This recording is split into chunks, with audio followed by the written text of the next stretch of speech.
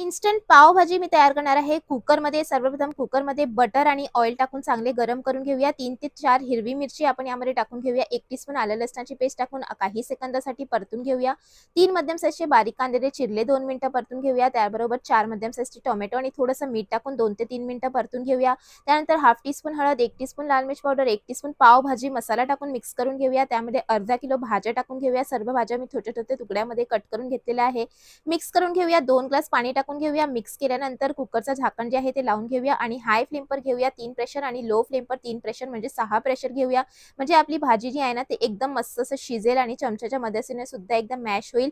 आणि हे बघा एकदम झटपटशी आपली ही पावभाजी आता रेडी होणार आहे. कन्सिस्टन्सी मेंटेन करण्यासाठी थोडंसं गरम पाणी, वरून पावभाजी मसाला, थोडंसं बटर आणि अर्धा लिंबाचा रस आणि त्याबरोबर थोडीशी कोथिंबीर चिरलेली टाकूया आणि 3 ते 4 मिनिटं परत आपण जे आहे ते परतून घेऊया आणि ही इन्स्टंट पावभाजी रेसिपी गरमागरम पाव